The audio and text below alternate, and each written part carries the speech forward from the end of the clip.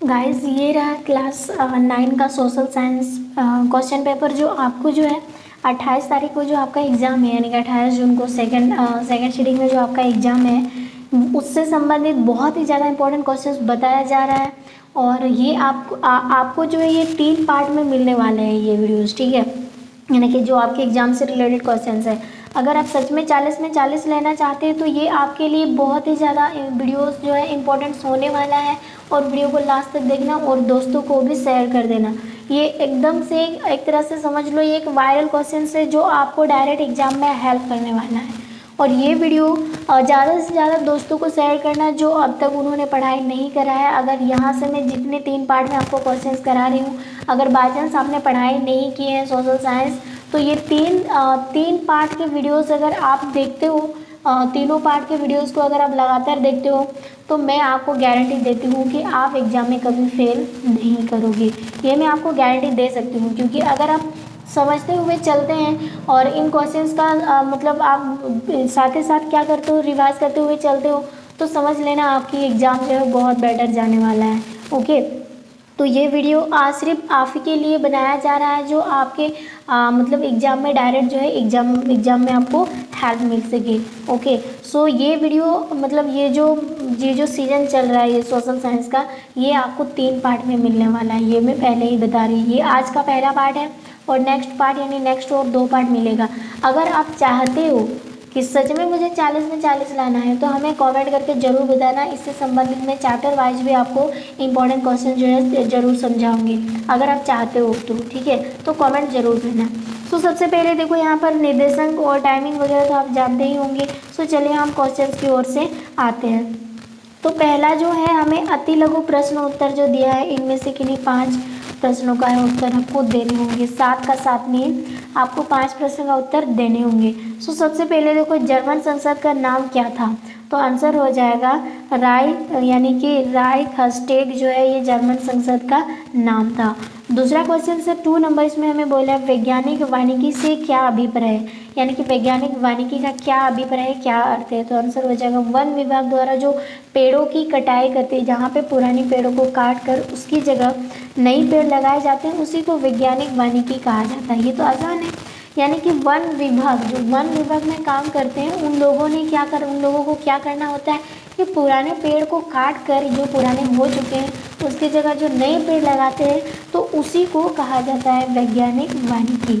I hope आपको समझ में आ गया होगा। 3rd नंबर क्वेश्चन से यहाँ पर हमें बोला है निर्धनता के किन्हीं 2 मुख्य कारणों को लिखिए। निर्धनता का 2 मुख्य आयाम या कारण क्या हो सकते हैं? तो एक तो हो जाएगा बेरोजगारी और दूसरा है बाल मजदूरी। यही 2 ऐसे आयाम हैं जो निर्धनता की ओर हमें संकेत करता है, ठीक है। तो ये हो गया आपको 3 नंबर तक क्वेश्चन। आगे देखते हैं। नंबर क्वेश्चन है, सरकार बफर स्टॉक का निर्माण क्यों करती है? सो आंसर हो जाएगा मतलब कि सरकार जो है अनजान की कमी वाले इलाकों तथा समाज के निर्धन व्यक्तियों बाजार कीमती से कम कीमत पर अनाज जो है वितरण करने के लिए, यानी कि वितरण करने के लिए सरकार द्वारा क्या बनाया जाता है? बफर स्टॉक का निर्माण कराया जाता है। यानी कि अनाज की जिस इलाके में कमी होती है तथा जिस समाज में जो है निर्धनता व्यक्तियों को बाजार कीमत से कम कीमत पर क्या किया जाता है? अनाज जो है दिया जाता है। मतलब वही जो है सरकार द्वारा, उसी को कहा जाता है बफर स्टॉक का निर्माण, ठीक है। नेक्स्ट क्वेश्चन 5 नंबर, इसमें हमें क्या दिया? अधिकार से आप क्या समझते हो? जो अधिकार है उसका आप क्या समझते हो? सो आंसर हो जाएगा अधिकार लोगों के वे उचित दावे हैं जिन्हें समाज की स्वीकृति प्राप्त होती है और जिन्हें अदालतों द्वारा मान्यता प्राप्त होती है, उसी को अधिकार कहा जाता है, ठीक है। नेक्स्ट क्वेश्चन 6 नंबर, इसमें बोला मतदाता सूची क्या है? आंसर हो जाएगा मतदान की योग्यता रखने वाले लोगों की सूची को मतदाता सूची यानी कि वोटर लिस्ट भी कहा जाता है। तो मतदाता सूची मतलब जो 18 ईयर्स के हो जाते हैं, जो मतदान देते हैं यानी कि वोट देते हैं, उसी को मतदाता सूची कहा जाता है या वोटर लिस्ट भी कहा जाता है। आगे भारत में किस प्रकार की जलवायु पाई जाती है? सो भारत में जो है वो किस प्रकार की जलवायु पाई जाती है? उष्णकटिबंधीय जलवायु जो है भारत के अंदर पाए जाते हैं। सो यहाँ तक मैंने आपको 1 से 7 तक क्वेश्चन जो बताया, इसमें से जो आपको याद है यानी 5 प्रश्न का आंसर जो है आपको एग्जाम देने होंगे। 7 का 7 क्वेश्चन देने की आंसर देने की ज़रूरत नहीं है, क्योंकि आपके पास टाइमिंग कम है एंड लिखना ज़्यादा है, इसीलिए आपको 5 जितना बोला जाए निर्देश में उतना ही लिखना जरूरी है। अब आते हैं इसके बाद हमें सेक्शन बी में कितने क्वेश्चंस और किस तरह पूछा जाएगा उसको भी देखते हैं। सेक्शन बी में लघु प्रश्न उत्तर, इसमें भी बोला कि नहीं 5 प्रश्नों का उत्तर आपको देने होंगे। सो 5 प्रश्नों से पहला देखो यहाँ पर 8 नंबर, नास्ती लोग यहूदियों से घृणा क्यों करते थे। तो नास्ती लोग जो होते थे वे यहूदियों से घृणा क्यों करते थे, आंसर हो जाएगा नास्ती जर्मनी में सबसे बुरा हाल यहूदियों का ही था सबसे ज़्यादा, ठीक है, क्योंकि यहूदियों को जानबूझकर मतलब क्या किया जाता है, शोषण किया जाता था। आगे जैसे यहूदियों के प्रति नास्तियों की दुश्मनी का एक आधार यहूदियों के प्रति ईसाई धर्म मौजूद परंपरागत घृणा भी थी। ये तो दूसरा हो गया। तीसरा यहाँ पे जैसे बोला ईसाइयों का आरोप था कि ईसाई मसीह को यहूदियों ने ही मारा था। ईसाइयों का क्या था, मतलब कि विरोध था कि जो ईसाई मसीह है यहूदियों ने ही इनको मारा था। और ईसाइयों की नज़र में यहूदी यानी कि मतलब कि हत्यारे और सूदखोर थे उनके नज़रों में। मध्यकाल तक यहूदियों को जमीन का मालिक बनने की मनाही थी, यानी कि उनको कोई जमीन नहीं दी जाती थी। ये लोग मुख्य रूप से व्यापार और धन उधार देने का धंधा करके अपना गुजारा चलाते थे।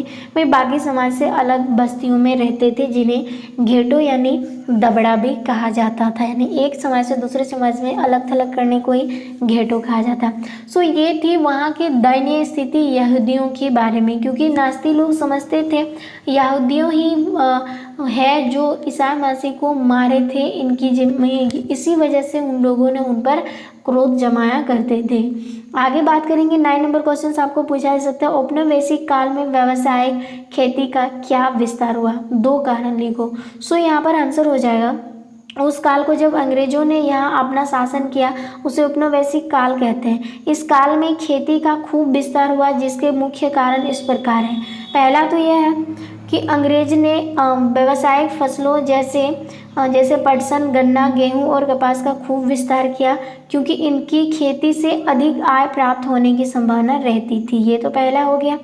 और दूसरा है इंग्लैंड के कारखानों का कच्चा माल चाहिए तथा इसीलिए भी इन व्यावसायिक फसलों को पैदावार जो है वो काफ़ी बढ़ा दिया गया था।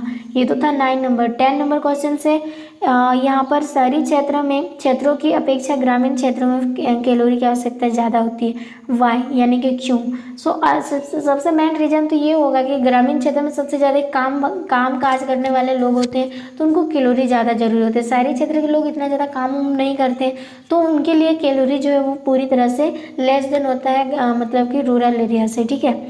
सो यहाँ पर देखो चूँकि ग्रामीण क्षेत्र में रहने वाले लोग अधिक शारीरिक कार्य करते हैं, यानी कि काम ज़्यादा करना पड़ता है, और शहरी इलाकों की तुलना में ग्रामीण क्षेत्रों में कैलोरी जो है वो ज़्यादा ही मतलब ज़रूरी होती है, यानी कि आवश्यकता अधिक समझी जाती है, क्योंकि लोग काम करते हैं तो कैलोरी तो आवश्यक पड़ेंगे ही, यही रीजन होगा। 11 नंबर क्वेश्चन से यहाँ पर हमें दिया है किसी आपदा के दौरान खाद्य सुरक्षा कैसे प्रभावित होती है। सो आंसर हो जाएगा निसंदेह भूकंप, यानी कि निसंदेह भूकंप, जो भूकंप आती है, बाढ़, सूखा, सुनामी, फसलों की व्यापक बर्बादी के कारण हुए अकाल जैसे आपदा के दौरान खाद्य सुरक्षा जो है वो पूरी तरह से प्रभावित होती है। बात तो आप समझ रहे होंगे, मतलब कि इफेक्ट पड़ जाता है। यदि कोई आपदा जैसे बाढ़ आती है तो खाद्यों का कुल उत्पादन एवं आपूर्ति जो है वो पूरी तरह से कम हो जाती है, जैसे हमेशा बिहार में होता है, पश्चिम बंगाल तरफ होता है, ठीक है। इससे प्रभावित क्षेत्रों में खाद्य की कमी उत्पन्न हो जाती है। जरूर, ये तो बात कहने के क्या मतलब होते ही है। खाद्य की कमी से खाद्यों की कीमतें भी बढ़ जाती है। जैसे अगर खाद की कमी हो जाएगी तो उसकी कीमत भी बढ़ जाएंगे। क्या आपको मालूम था जब कोरोना काल चल रहा था उस टाइम मान लिया बाज़ारों में उतना ज़्यादा बाहर से सब्जी या कपड़ा वपड़ा दुकान सारे बंद हुआ करते थे, अगर हम लोग खरीदने जाते थे तो उनका डबल गुना जो है प्राइस हमें देने पड़ते थे। क्यों? क्योंकि उस टाइम चोरी से बेचा जाता था और इसमें अलाउ नहीं दिया गया था, क्योंकि 444 जो है लागू कर दिया गया था, तो जिस वजह से हमें महंगाई होते हुए भी हमें खरीदने पड़ते थे। तो जस्ट लाइक ऐसे ही जो है बाढ़ अगर आती है तो उस क्षेत्र में खाद्य की तो कमी हो ही जाएगी, जिस वजह से वहाँ पर कोई भी चीज़ें जो है वो उच्ची दाम में यानी उच्ची कीमतों पर बेचने लगेंगे, और यहाँ पर जिसे खरीदने में गरीब जो है असमर्थ रहते हैं। कुछ लोग उच्च कीमतों पर खाद नहीं खरीद पाते हैं। बात तो सही है। स्थिति तब और गंभीर हो जाती है, स्थिति तब और गंभीर हो जाती है जब आपदा अति व्यापक क्षेत्र एवं लंबी अवधि के लिए आती है, यानी कि बहुत सारे जगह को तबाह करती है, साथ ही साथ बहुत टाइम तक रहता है। तो स्थिति जो है पूरी तरह से खराब हो जाती है। इससे भूखमरी की स्थिति उत्पन्न हो जाती है। यदि यह भूखमरी व्यापक स्तर पर होती है तो यह जो है अकाल का रूप ले लेती है, और अकाल के दौरान भूखमरी से बड़ी संख्या में लोगों की जान जाती है। और प्रभावित क्षेत्र में दूषित जल एवं सड़े हुए खाद्य के प्रयोग तथा खाद्य के अभाव में होने वाले कमजोरी के कारण शारीरिक जो प्रतिरोधी क्षमता है उसमें कमी आ जाती है, और ये एक विनाशकारी महामारी फैल जाती है। सो यही रीजन है, मतलब कि जिस क्षेत्र में किसी आपदा के दौरान जो खाद्य मतलब इस तरह से सुरक्षा में प्रभावित हो जाती है। आई होप आपको समझ में आ गया होगा। नेक्स्ट अगर बात करते हैं यहाँ पर 12 नंबर क्वेश्चन, इसमें क्या बोला है, लोकतंत्र में चुनाव की आवश्यकता क्यों पड़ती है। सो आंसर हो जाएगा, किसी लोकतंत्र के एक ऐसी व्यवस्था अपेक्षित होती है जिसके द्वारा जनता नियमित समय अंतराल में अपने प्रतिनिधियों को चुन सकता है, यदि चाहे तो उनको बदल भी सकती है। ये तो है लोकतंत्र चुनाव की मतलब आवश्यकता क्यों पड़ती है। उसके बाद इसका नेक्स्ट व्यवस्था चुनाव कहलाती है। तो यह व्यवस्था मतलब कि व्यवस्था चुनाव कहलाती है, इसलिए प्रतिनिधि लोकतंत्र में चुनाव को आवश्यकता समझा जाता है। अब देखो, इसको चुनाव में जो विकल्प है उसकी क्या है, यानी कि चुनाव मतदाता बहुत से विकल्प बनाते हैं, बना सकते हैं। सो वो कौन सा विकल्प है, वे अपने लिए कानूनों को बनाने वाले का चयन कर सकते हैं। अब कोर्स हम लोग ऐसे ही तो करते हैं, हम अपने लिए हम जनता को मतलब जो प्रतिनिधि उनको हम खुद से चुन सकते हैं, इसमें कोई हमें दबाव नहीं डाल सकता है, ठीक है। वे सरकार बनाने और मुख्य फैसलों को लेने वाले को हम चुन सकते हैं या चुना जा सकता है इसके माध्यम से, ठीक है। वे उस दल को चुन सकते हैं जिसकी नीतियां सरकार और कानून निर्माण में मार्गदर्शक बनेंगे। ये तो हो गया इसका मतलब कि चुनाव मतदाता से विकल्प इस तरह से निकल के आ सकते हैं, ठीक है। आगे 13 नंबर क्वेश्चन, इसमें हमें बोला है कि मानव अधिकार से आप क्या समझते हैं, मानव अधिकार क्या है। सो इसका आंसर हो जाएगा, मानव अधिकार विश्व भर में माननीय व्यक्तियों के वे अधिकार है जो पूर्ण शारीरिक, मानसिक और आध्यात्मिक विकास के लिए अति आवश्यक है। इन अधिकारों का मतलब कि उद्भव मानव की अंतर्निहित गरिमा से हुआ है। विश्व निकाय ने 1948 में मानव अधिकारों की सार्वभौमिक घोषणा को अंगीकार और उद्घोषित किया है, ठीक है। आगे बात करते हैं। आगे यहाँ पर 14 नंबर क्वेश्चन इसमें बोला, उष्णकटिबंधीय पर्णपाती वनों का वर्णन करें और उसके मुख्य वृक्षों के नाम लिखे। सो सबसे पहले देखो यहाँ पर उष्णकटिबंधीय पर्णपाती वन भारत में सबसे बड़े क्षेत्र में फैले हुए वन है। इनमें मानसून वन भी कहा जाता है, और ये उन क्षेत्रों में विस्तृत है जहाँ पर 70 से 200 सेंटीमीटर तक वर्षा जो है होती है, यानी कि बारिश होती है। इस प्रकार के वनों में वृक्ष जो है शुष्क ग्रीष्म 6 से 8 सप्ताह के लिए अपने पत्तियां जो है वो गिरा देती हैं, उसके बाद नए पत्ते आते हैं। आगे देखते हैं, जल के मतलब की उपलब्धि के आधार पर इन वनों को अर्ध तथा शुष्क पर्णपाती वनों में विभाजित किया जा सकता है, यानी इसको बंटवारा कर सकते हैं जल की उपलब्धता के आधार पर। इनमें से अर्ध या नम पर्णपाती वन क्षेत्रों में पाए जाते हैं जहाँ 100 से 200 सेंटीमीटर तक वर्षा होती है। अतः ऐसे वन देश के पूर्वी भागों यानी उत्तर पूर्वी राज्य, हिमालय के गिरिपथ प्रदेशों में, झारखंड, पश्चिमी उड़ीसा, छत्तीसगढ़ तथा पश्चिमी घाटों के पूर्वी ढालों में पाए जाते हैं इस तरह के वन। अब इस तरह के वन में किस तरह के पौधे पाए जाते हैं, तो सगौन इन वनों के सबसे प्रमुख प्रजाति है, ठीक है। जैसे बांस, साल, शीशम, चंदन, खेर, कुसुम, अर्जुन तथा सहतूत के वृक्ष व्यापारिक महत्व वाले प्रजातियां होती है। उसके बाद शुष्क पर्णपाती वन उन क्षेत्रों में पाए जाते हैं जहां वर्षा 70 सेंटीमीटर से 100 सेंटीमीटर के बीच की होती है। ये वन प्रायद्वीपीय पठार के ऐसे वर्षा वाले क्षेत्र यानी कि उत्तर प्रदेश तथा बिहार के मैदानों में पाए जाते हैं। विस्तृत क्षेत्र में प्रायः सगौन, साल, पीपल तथा नीम के वृक्ष उगते हैं। सो यहाँ से मैंने आपको बताया जो 8 से 14 तक क्वेश्चन है, इसमें भी केवल आपको 5 प्रश्न का है आंसर देने होंगे, और ये प्रत्येक प्रश्न का आंसर अगर आप देते हो तो एक उत्तर के लिए आपको 3 मार्क्स दिया जाएगा। अगर आप बिल्कुल सही लिखते हो तो यहाँ पे 3 बचे 15, यानी कि 5 प्रश्न का 15 अंक आपको हासिल करना है। तो यहाँ पर अब तो ये तो हो गया 8 से 14। अब और 5 क्वेश्चन बचा है जिसमें आपको 3 क्वेश्चन का आंसर देने होंगे, बट यहाँ पर मैं आपको पाँचों का पाँचों आंसर आपको बताने वाली हूँ। सो चलिए अब सेक्शन नंबर सी की ओर आते हैं। नंबर सी, इसमें बोला दीर्घ उत्तरीय प्रश्न किन्हीं 3 प्रश्नों का उत्तर दे और प्रत्येक प्रश्न के लिए 1 अंक दिया जाता है। तो 5 अंक दिए जाते हैं। तो 3 प्रश्नों के लिए 5 या 15, यहाँ से 15, वहाँ से 15, वहाँ से 10, कुल मिला के कितना हो गया 30 और 10 50, 30 और 10 40 हो गया। तो 40 अंक आप जरूर हासिल करेंगे अगर आप वीडियो को लास्ट तक देखते हो तो।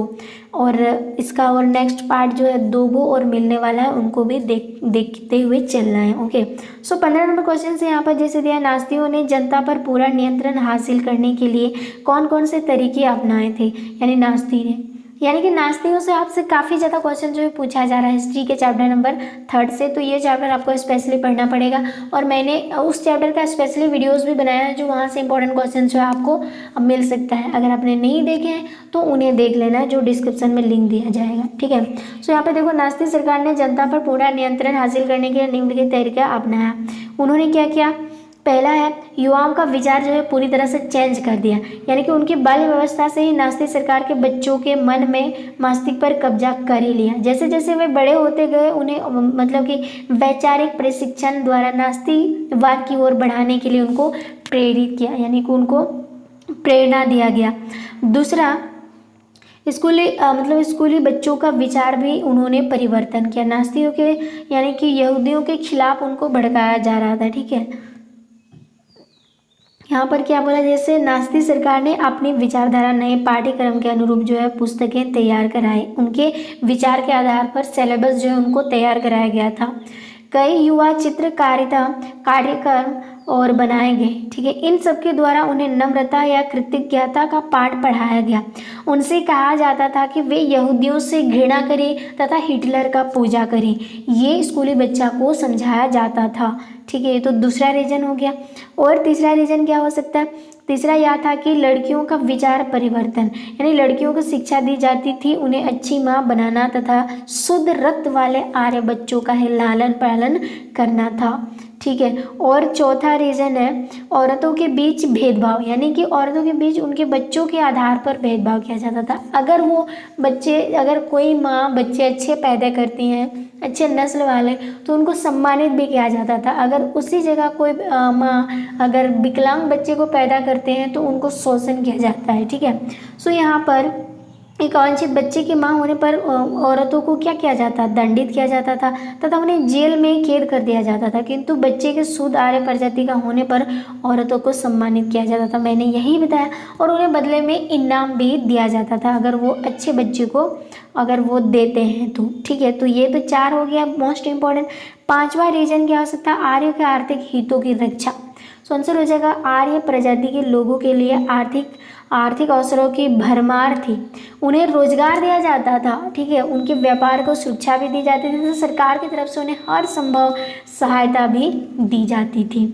ये तो था, मतलब इसी वजह से उन्होंने क्या करा, जो क्वेश्चन है, नास्तिकों ने जनता पर पूरी तरह से जो है नियंत्रण कर लिया था, यानी कब्जा कर लिया था। अब 16 नंबर क्वेश्चन क्या पूछेगा, निम्नलिखित पर टिप्पणी करिए। जो 3 चीज़ें हैं इनका टिप्पणी मतलब इनको विस्तार करना है कि न्यूनतम मतलब कि समर्थित कीमतें क्या है, बफर स्टॉक क्या है, निर्गत कीमत क्या है, इन सभी का हमें आंसर यहाँ पर देने होंगे। सो सबसे पहले हमारा क्या है, न्यूनतम समर्थित कीमत। आंसर हो जाएगा या वह कीमत है जिस पर सरकार भारतीय खाद्य निगम के माध्यम से उन राज्यों के किसानों से अनाज खरीदती है जहां अधिशेष उत्पादन होता है। प्रतिवर्ष बुआई के मौसम से पहले ही सरकार जो है न्यूनतम समर्थित कीमत की घोषणा करती है। ऐसा फसलों के उत्पादन को प्रोत्साहन देने के उद्देश्य से किया जाता है। ये तो था आपका न्यूनतम समर्थित कीमत। दूसरा आपका बफर स्टॉक है।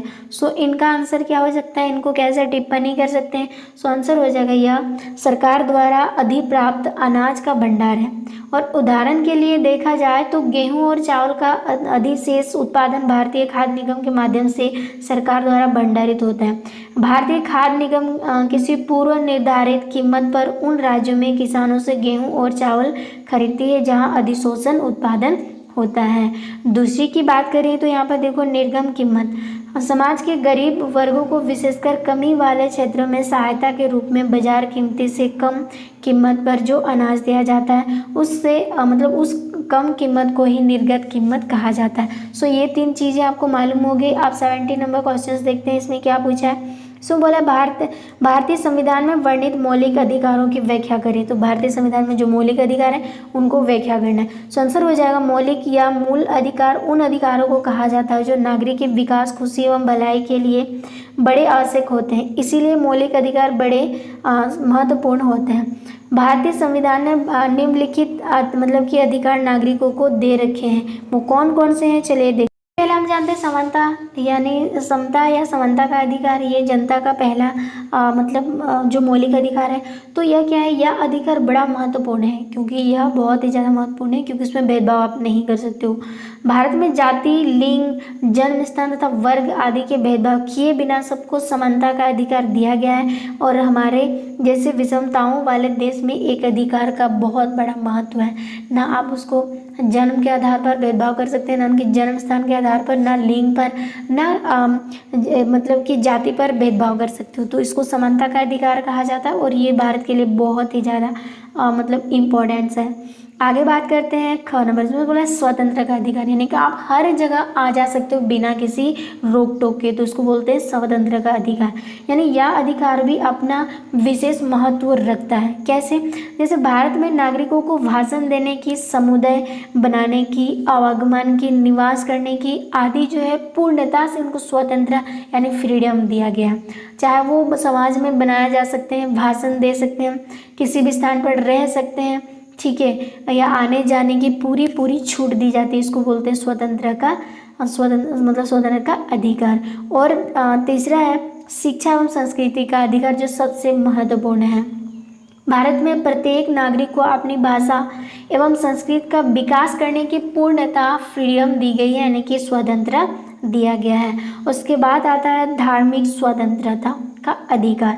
सो भारत एक धार्मिक निरपेक्ष राज्य है, अतः हर नागरिक को किसी धर्म का अनुसरण करने का अधिकार है। वो अपने धर्म, अपने जो भी धर्म है वो खुद अपने लिए कर चुन सकता है, ठीक है, इसमें कोई भेदभाव नहीं है।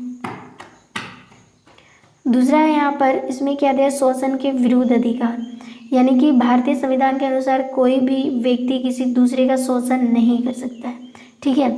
यहाँ बेगार लेने, 14 वर्ष से कम आयु के बच्चों को कारखाने में रखने और स्त्रियों बच्चों को खरीदने बेचने आदि की मनाही जो है दिया गया है। यानी कि शोषण के विरुद्ध अधिकार, आप ऐसे नहीं कर सकते कि छोटे बच्चों से काम कराया जाए या फिर औरतों को या बच्चों को बेचा या खरीदा जा सके, ये पूरी तरह से शोषण के विरुद्ध अधिकार है। अगर पकड़ा जाएंगे तो आपको संविधान सजा देंगे, ठीक है। आगे यहाँ पर दिया 4 नंबर, इसमें यानी कि हमें 6 मौलिक अधिकार दिया, तो 6 नंबर में से क्या है, संवैधानिक उपचारों का अधिकार। मतलब कि भारत में कोई भी नागरिक अपने अधिकारों की रक्षा करने के लिए किसी भी न्यायालय की शरण ले सकते हैं। कोई भी न्यायालय में वो जो है अपने मतलब जो भी अधिकार है, नागरिक अधिकार है, उनको बचाने के लिए कोई भी न्यायालय में शरण जो है ले सकते हैं। तो ये है हमारे 6 मौलिक अधिकार जो हमें दिया गया है, 6 फंडामेंटल है, ठीक है। इसको याद करना बहुत ज़्यादा इंपॉर्टेंट है आपके एग्जाम की दृष्टि से। 18 नंबर क्वेश्चन क्या पूछ सकता है, शीत ऋतु की अवस्था एवं विशेषताओं को लिखें। सो आंसर हो जाएगा किसी समय बिंदु यानी एक या एक सप्ताह, एक दिन या एक सप्ताह तथा स्थान की मौसम दशाओं का अवधारणा, वहाँ का तापमान, वायुमंडल, दाब, पावन, आर्द्रता और वृष्टि करती है। मौसम को आमतौर पर ठंडा, गर्म या शांत, तूफानी, मेघाच्छन्न, साफ, गीला या शुष्क भी कहा जाता है। वस्तुतः वायुमंडल की दशाएं ही मौसम है, ठीक है। ग्रीष्म में गर्म मौसम, शीत में ऋतु में ठंडा और तूफानी, वर्षा में वर्षा ऋतु और आर्द्र तथा अक्टूबर, नवंबर, मार्च, अप्रैल में मतलब कि सुशीतल मौसम रहता है। सो मौसम एक दिन में कई बार बदल सकता है। जुलाई माह में हम एक क्षण में तीव्र उमस और गर्मी महसूस करते हैं, बिल्कुल, और दूसरे ही क्षण में यानी कि शाम के समय में अचानक साफ बादलों से घिरा जाता है, यानी कि आकाश जो है बादलों से घिर जाता है और तेज पवनों एवं तड़ित के गरज के साथ वर्षा होने लगती है। ऐसे ही आश्चर्यजनक घटना उस समय होती है जब चक्रवात दाब महानदी, कावेरी, गोदावरी और कृष्ण नदी के डेल्टाओं क्षेत्र में विनाशशील लाता है। सो ऋतु की क्या क्या विशेषताएं होती है इन्हें देखते हैं कि क नंबर जैसे नवंबर माह के मध्य से आरंभ होकर उत्तरी भारत में या फरवरी माह तक रहती है। बीच के महीने अर्थात दिसंबर और जनवरी सर्वाधिक सर्द महीने होते हैं। इसका दूसरा रीजन है, इस अवधि में तापमान दक्षिण में उत्तर की ओर धीरे धीरे गिरने लगते हैं, जिससे चेन्नई में 20 डिग्री से 25 डिग्री तक, उत्तर भारत में 10 से 15 डिग्री तक रहता है। उसी आगे बात करेंगे, दिन में अपेक्षाकृत कम और रात में अधिक ठंडा होती है। दिन और छोटे, रात बड़ी लगने लगती हैं। ठीक है, इस मौसम में इस अवधि यानी कि शीत ऋतु में समूचे देश में भूमि शुष्क रहती है और केवल तमिलनाडु ऐसा है जो शीतकालीन में भी भारी वर्षा होती है। आगे बात करते हैं, तटीय क्षेत्र में इन दिनों में सामान्य तापमान रहता है, जबकि उत्तरी भागों में भीषण ठंड पड़ती है। दिसंबर के मध्य में जब दिल्ली के लोग ऊनी कपड़ों से लद जाते हैं, वहीं बात करें कोलकाता के लोग कुर्ता पहनकर सुबह की सैर में मजा लेते हैं, यानी कि उधर थोड़ा गर्मी लगता है। इस मैंने पहला पार्ट का आखिरी क्वेश्चन जो 19 नंबर क्वेश्चन है, और 19 नंबर क्वेश्चन हमेशा याद रखना, आपको मैप से क्वेश्चन पूछा जाएगा। ठीक है, सो यहाँ पर हमें क्या दिया है, दिए गए भारत के मानचित्र पर पर्वतीय वनों को छायांकित करो। सो सबसे पहले देखो, ये उत्तर में मैप जो है दिया हुआ, आपको याद रखना है ये जो चीज़ें हैं ये आपका पर्वतीय वन है। ठीक है, और इधर में भी ये जो है आपका पर्वतीय वन है जो आपको यहाँ पर दिख रहा है, और यही चीज़ें हमें क्या करना था, यहाँ पर दर्शा देना था। और देखो यहाँ पर ये जो पर्वतीय वन है इसी चीज़ को हमें यहाँ पर दर्शा देना था। कहाँ कहाँ पर्वतीय वन याद रखेंगे, एक तो यहाँ से है और एक इधर है जो ऊपर है। ठीक है, ये पर्वतीय वन वाला क्षेत्र है। सो आपको बस इतना ही ध्यान रखना। और एक चीज़ आपको ध्यान रखना, ये जो आपको कटकुट करके दिख रहा है ये उष्णकटिबंधीय वन है, और ये उष्णकटिबंधीय कटीले वाला, और ये अल्पलाइन जैसे अल्पाइन तथा टुंड्रा वनस्पति होता है जहाँ पे काफ़ी ज़्यादा ठंड पड़ती है। सो ये हो जाएगा हमारा आंसर 19 नंबर का।